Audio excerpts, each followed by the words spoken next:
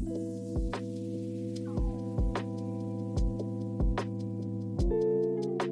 my name is Nirmani Brahmbhatt, and my name is Nishtha Brahmbhatt, and we're the co-valedictorians of Hampton High School of the class of 2025.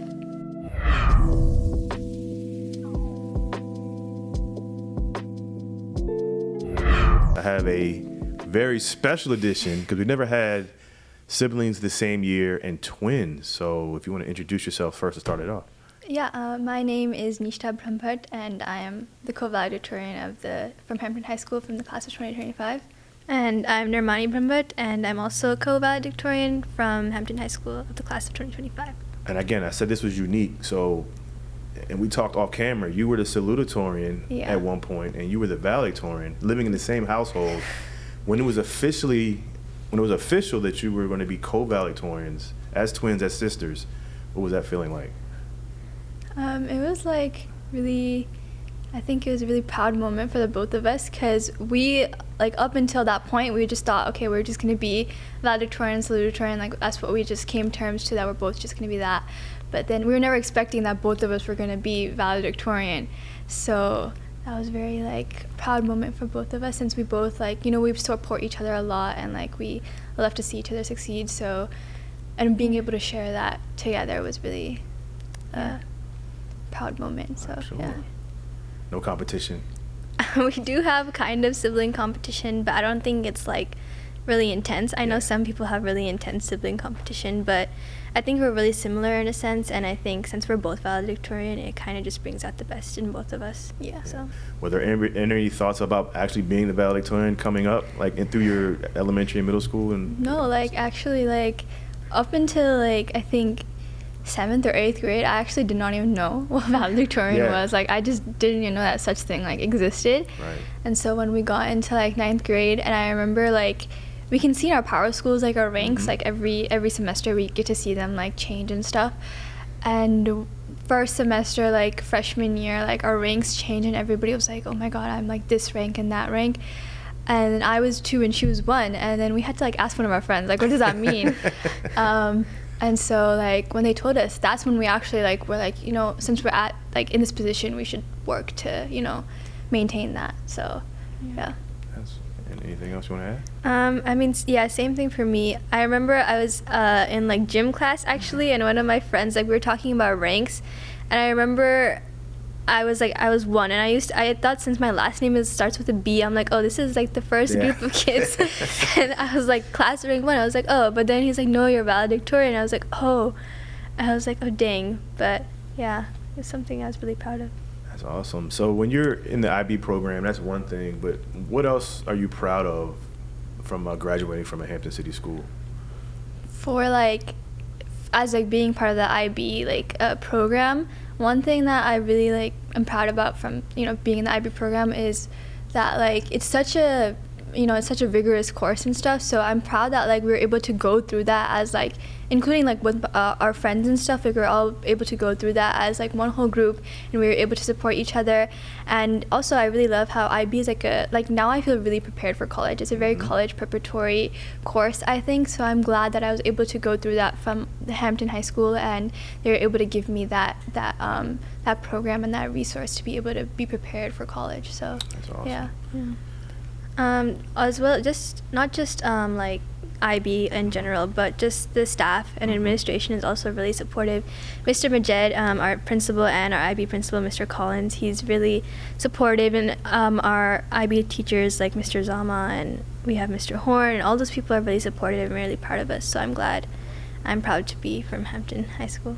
Yeah, just doing this for a while, IB, talking to other students, IB definitely prepares you for the next level. Yeah. Speaking of college, you made a decision not too long ago to go to Old Dominion. Yeah.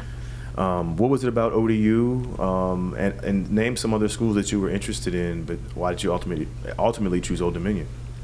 So we got into UVA, Virginia Tech, William and Mary, and then that's the one side I can remember right now, and ODU as well. And we chose to go to ODU mainly because we got a full scholarship into it, and secondly because we're more closer to home, and I think my parents really didn't want us to go that far. So I think that was just a really big factor, mainly financially and, you know, family-wise. Yeah, full ride helps, doesn't it? Yeah. Anything you want to Yeah, no, like, it's just, like, I'm glad that when we were applying to colleges, like, we were able to, when we started getting our decisions back, like, we got into UVA and Virginia Tech, so at least, like, that weight was off our shoulders that, you know, like, we got into the schools that we wanted to get. Now it's, like, up to us where we wanted to go, and ultimately, like she said, we chose, like, ODU, which was the best, like, choice for us, like, in all aspects. So, yeah. Good choice. I'm an ODU alum, so I think so. Computer science for you. Yeah. Why are you interested in computer science as a major? I think actually ever since I've grown up, I've never been like in a steady career choice. Like I wanted to be like all crazy things. I remember I wanted to be like a doctor. I wanted to be in the FBI, even though that was really unrealistic for me.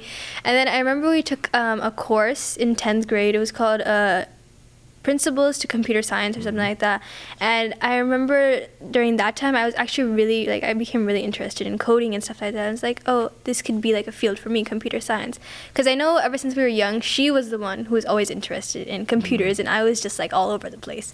But then when we took that course, she was mainly taking all of my work, and I was just doing all the work. She didn't know anything. Up until that point, like, I was also a computer science major, and I took that class and I was like, I don't think I can do this for the rest of my life. So I started like exploring other careers, and then when she said that she's going to do computer science, I always had like something in my mind that was like, we're not going to do the same. I don't want to go into the same major. Yeah. So then I like kind of looked back and I was like, you know, I really enjoyed, like, when I was young, I enjoyed building and like repairing and like taking stuff apart. Like I used to take apart my remote control cars and like I used to look inside of them and stuff. So I was like, maybe like this is a mechanical engineering is like right now what's best in my like interest, but I don't know, it might change in the future. It's a good start. Mechanical engineering is a good start.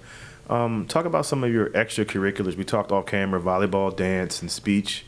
Yeah. If you want to talk a little bit about a couple of those, whether they interest you, volleyball and dance, maybe.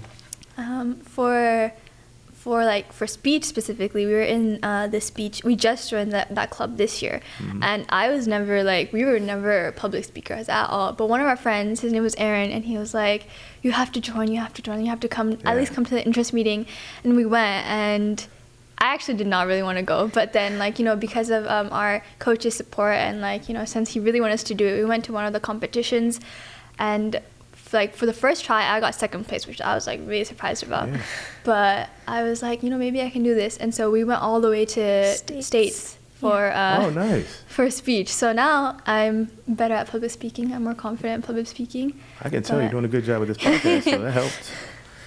Yeah. In terms of volleyball and dance, for dance, I'd say me and my sister, we both started dancing at a really young age, specifically traditional Indian dancing.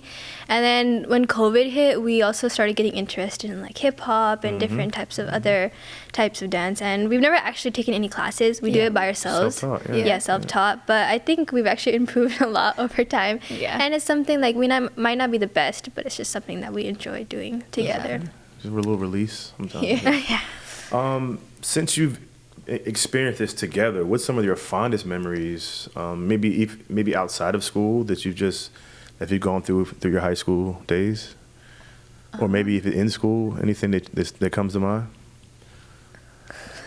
The fondest, I think, would be like we were in like, well, this is not a specific memory, I guess, but like the fondest thing that I enjoy like with both of us is that we're both, ever since 9th grade, we've been in we've been in all the same classes. I was going to ask about that. Yeah. I think we've had like a few classes that were separate, like in 9th, freshman and sophomore year. But ever since we got into IB, it's always been the same classes and same time and all that stuff. So just being in that process together and like being able to like, okay, I'm just going to be honest, I take all of her homework. She does all the work and I take it. But being able to do that and like having those memories, That's awesome. That's awesome to experience together. Last question, some people that you would love to thank to help you along this journey so far. I know you have a long way to go, but in this journey of your life right now, anybody you want to thank and acknowledge? Of course, I'd like to thank my mom and dad. They've been a huge support. They came from India, and they're the only ones here, and they really just, every single time I look at them, and I always think that, you know, I want to do what's best for them. And since they're alone and we're in this together, it's like I'm really proud and happy that, you know, they've been always supporting us. And other than that, my sister has also been someone I would like to thank. We're both in this together, and I think she's really been a huge support. And also I'd like to thank my guru. He's like a spiritual leader, but also his name is Mansai Maharaj, and he's been such a huge support, and he's always been a guide for me. So yeah. She basically said I'd also like to thank my brothers. Even though they're in India, they've been also a really big, huge support. And I think without their like jokes and without all their teasing, I don't think I would be here. So I'd like to thank them too. Yeah. We thank you for coming in, and good luck in the future. Head over to you. Thank you.